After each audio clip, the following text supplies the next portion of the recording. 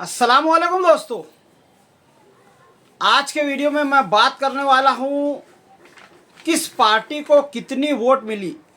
पर पिछली वीडियो में हालांकि मैं ये बता चुका हूँ, पर मुझसे दो ऐसी पार्टियाँ छूट गई थी जो काफ़ी अहम थी और जिसके बारे में कमेंट में काफ़ी लोगों ने मुझसे सवाल किया। तो मैंने सोचा कि उनके सवाल का कमेंट में जवाब देने से बेहतर है मैं एक वीडियो बना दूं। दो अहम पार्टियां हैं जिनमें से एक तो आपको पता ही होगी कि एजाज बेग साहब की कांग्रेस पार्टी है, और दूसरी पार्टी जिसकी तरफ कभी किसी का ध्यान नहीं जाता है, उस पार्टी के बारे में मैं कहना चाहूँगा। एक ऐसी पार्टी जिस पर कभी भी किसी का ध्यान नहीं गया होगा मालेगांव में, तो मैंने चाहा कि एक ऐसी पार्टी जिसको कोई जिक्र नहीं करता है मैं उसका जिक्र कर दूं, और वो पार्टी है नोटा। जी हाँ, सही सुना, नोटा। यानी मालेगांव शहर के ऐसे वोटर हजरात जिनकी वोट आती है पर उन्हें इस बात पर ज़रा भी इत्मीनान नहीं होता है कि मालेगांव के सियासत में कोई ऐसा सही रहनुमा है जिसको वोट देना चाहिए, जो मालेगांव की तरक्की कर सके, मज़दूर हजरात की तरक्की कर सके या आम आदमी की तरक्की कर सके। और इन तमाम सियासी रहनुमाओं से नाराज़ ये लोग नोटा पर वोट देते हैं। यानी उनकी नज़र में ऐसा कोई भी नहीं है जो पब्लिक का वोट हासिल कर सके, और इस चीज़ को हर बार नज़रअंदाज कर दिया जाता है। तो मैंने सोचा कि इस बारे में मैं बताता हूं कि कुछ ऐसे नाराज़ लोग भी हैं जिन पर हमारे सियासी रहनुमाओं को नज़र करनी चाहिए। जितने भी जिसको भी वोट दिया सही है, हर एक ने अपनी अपनी पार्टी पर वोट दिया, लेकिन कुछ ऐसे लोग भी हैं जिनके बारे में लोग जिक्र नहीं करते हैं, जो मौजूदा जितने भी एमएलए उन सब से नाराज़ होकर नोटा पर वोट देते हैं।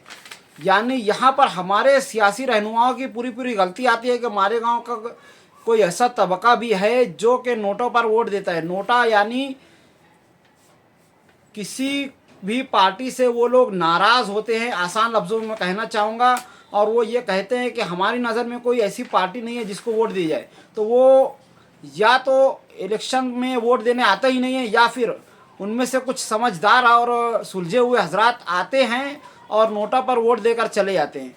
तो चलिए बिना टाइम गंवाए हम ऐलान करते हैं। सबसे पहले जिस पार्टी को मैंने छोड़ दिया था वो एजाज बेग साहब की कांग्रेस पार्टी है, जिन्होंने टोटल 7,485 वोट लेकर आए हैं। पूरे मालेगांव में कांग्रेस पार्टी को इस मर्तबा 7,485 वोट ही मिली है, जबकि एक ऐसा सियासी रहनुमा जो कि हर बार बगैर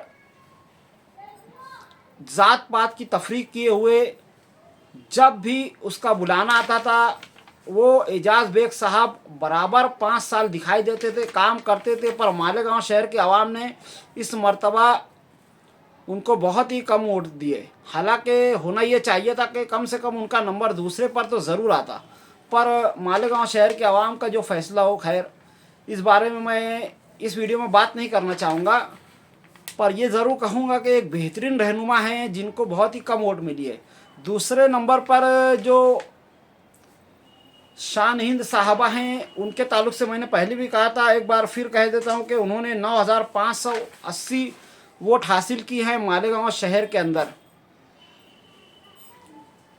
बहुत ही कम वोट है। जिस हिसाब से उनका चर्चा हुआ था, जिस हिसाब से उनके साइकिल चली थी, मुझे तो लगा कि ये साइकिल काफ़ी दूर तक जाएगी, लेकिन व्हाट्सएप पर कुछ ऐसे तबसरे हुए कि साइकिल इतनी दूर निकल गई कि दिखाई नहीं दे रही है। खैर ये तो कॉमेडी हो गई। अब आते हैं नोटा की तरफ। यानी मालेगांव शहर की ऐसी सुलझी हुई आवाम जो कि वोट देना चाहते हैं और बेचारे वोट देने आए और पोलिंग बूथ पर आके उन्होंने नोटा को वोट दिया, और ऐसे लोगों की तादाद 1,089 है। यानी 1100 से करीब ऐसे लोग हैं जो ये समझते हैं कि मालेगांव शहर में कोई ऐसा लीडर नहीं है। यानी हमारे सियासी लीडर ने उनका दिल नहीं जीत पाया है किसी ने भी, और ये ऐसे लोग हैं जो सुलझे हुए थे जिन्होंने आकर के वोट दिया। और बहुत सारे मैं समझता हूँ करीब 1,00,000 से ज़्यादा ऐसे वोटर हजरात हैं जो यही समझते थे और वो आ करके उन्होंने अपनी राय नहीं रखी। हालांकि उनको चाहिए था कि अब अगर आपको ऐसा लगता है कि ऐसी कोई पार्टी नहीं है तो आप बेशक आकर के आपको नोटा पर वोट दे देना चाहिए था, ताकि कम से कम सेंट्रल गवर्नमेंट को, मरकज़ी हुकूमत को ये पता तो चले कि यार ऐसे लोग भी हैं जो सियासी रहनुमाओं से नाराज़ हैं।